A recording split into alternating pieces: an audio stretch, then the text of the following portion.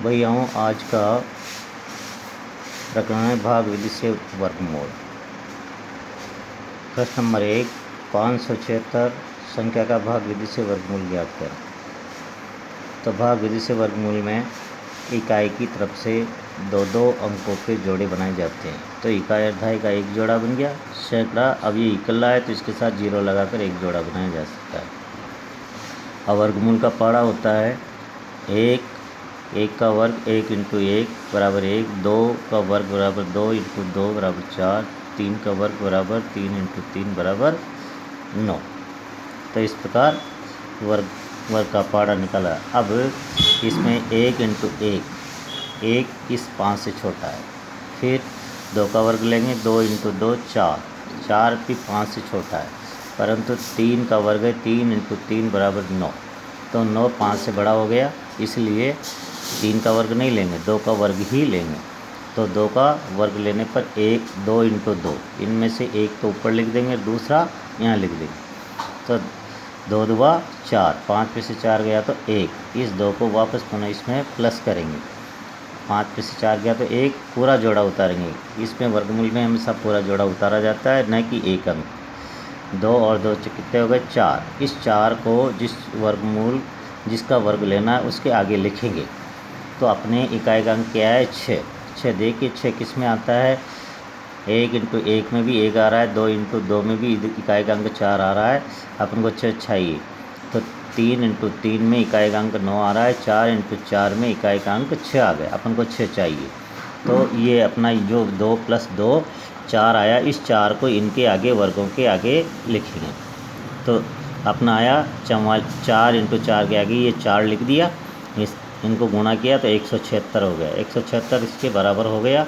तो 176 में से 176 गए तो 0 ख़त्म हो गया। इस 4 को यहाँ रख दिया, दूसरे 4 को ये, और 4 को प्लस किया तो 4 4 8 और 4, तो अर्थात इसका 576 का वर्गमूल हो गया 24। दूसरा प्रश्न संख्या 4624 का भाग विधि से वर्गमूल ज्ञात करें। तो इसमें भी वही 4624 के इकाई की तरफ से जोड़े बनाएंगे, 2 अंकों के, 4 और 2 का एक जोड़ा, 6 और 4 का एक जोड़ा बन गया। फिर 46 देखेंगे कौन से वर्ग से ज़्यादा है, कौन से वर्ग से कम है। तो 4 इंटू 4 16, इसी प्रकार 6 इंटू 6 36, तो इससे 36 छोटा है, 46 बड़ा है। इसके बाद 7 का वर्ग देखो, 7 इंटू 7 49, तो 7 का वर्ग बड़ा हो गया 46 से, इसलिए 6 का वर्ग ही अपन काम में लेंगे। तो 6 इंटू 6, ये 6 एक 6 तो यहाँ रख दिया और दूसरा 6 इधर रख दिया। 6 इंटू 6 का वर्ग हुआ 36। तो 46 में 36 गए तो शेष रहे 10, पूरा जोड़ा अपन ने उतार लिया, 2 और 4, 6 प्लस 6 12 हो गए। फिर 12 को इनके आगे लिखेंगे। अब हमको इकाई का अंक क्या चाहिए 4 इकाई का अंक किसके वर्ग में आता है, 2 इंटू 2 तो 4 आता है, या तो 2 के वर्ग में 4 आता है या फिर 8 के वर्ग में। 8 इंटू 8 होता है 64 में 4 आता है, अर्थात पहले 2 इंटू 2 के आगे ये योग जो हुआ प्लस हुआ 12, इस 12 को 2 इंटू 2 के आगे लिख के देखा तो 244, जो कि अपने 1024 से बहुत कम है। फिर 8 इंटू 8 में भी इकाई का अंक 4 आता है, तो इसके आगे 12 लिखकर अपन ने इंटू किया 8 से, तो इसका अपना आंसर आ गया 1024। तो 1024 अपने को चाहिए, तो 1024 के नीचे 1024 अंकित कर दिया। 8 बार गया तो 8, और इसके पीछे 8 लिख दिया, और 8 को 8 में प्लस कर दिया 136, अर्थात 4624 का वर्गमूल हो गया 68। अब आ रहा है तीसरा प्रश्न, संख्या 256 को बिना गणना के वर्गमूल ज्ञात करो। न तो भाग विधि से करना है और ना अभाज्य गुणनखंड विधि से करना है, बिना गणना के।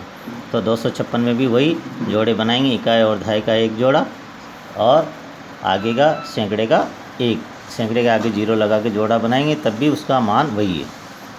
इसके इकाई का अंक 6 है, इकाई का अंक 6 है, अतः इसके इकाई का अंक 6 है, उस संख्या के वर्गमूल का इकाई अंक 4 या 6 होगा, क्योंकि 4 इंटू 4 16 होते हैं। तो अपन को यहाँ 6 है, इसलिए यहाँ पर आया ये 4 इंटू 4 16, या फिर क्या आता है 6, 6 6 36, 6 इंटू 6 36, 36 में भी 6 आ रहा है जो अपनी यहाँ। तो या तो वर्गमूल का इकाई अंक 4 होगा या 6 होगा। अब द्वितीय जोड़ा है 2 में समाहित वर्गमूल क्या है 1 का वर्ग और 2 का वर्ग। तो 2 का वर्ग तो ज़्यादा हो गया, 1 का वर्ग काम मिलेगा। तो इसमें अतः द्वितीय जोड़ा का वर्गमूल क्या हो गया 1।